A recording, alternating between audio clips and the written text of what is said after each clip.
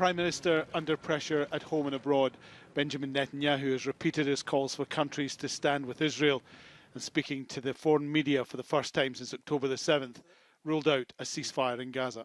Israel will not agree to a cessation of hostilities with Hamas after the horrific attacks of October 7th. Calls for a ceasefire are calls for Israel to surrender to Hamas, to surrender to terrorism, to surrender to barbarism. That will not happen. His news conference coming just hours after the world got its first brief, restricted look at some of the captives being held in Gaza. It lasts just more than a minute, the background deliberately bland. Al Jazeera has made the decision not to run the video or show the faces of the three women, but they've been identified as missing from Nir Oz, an Israeli village close to the border with Gaza. One directly addressed the Israeli Prime Minister. "We are bearing the responsibility of your political, security and military failure on October the 7th. There was no army, no one arrived, no one protected us. We are innocent citizens who pay taxes to Israel. We are in captivity in a bad condition and you are killing us." She also called for the release of Palestinian prisoners in exchange for the captives in Gaza.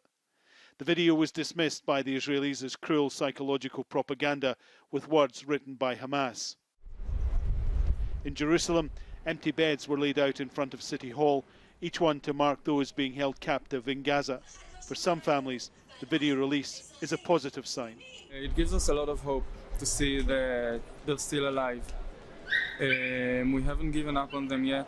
It's being reported negotiations to release the captives were going well until Sunday, when they broke down with issues on both sides.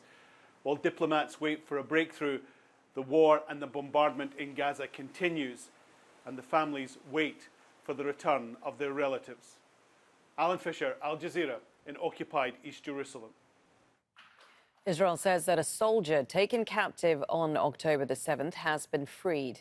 The Israeli army said Ori Megidish, seen here in a white T-shirt, was released during a ground operation. The statement said her condition was good and that she'd been reunited with her family.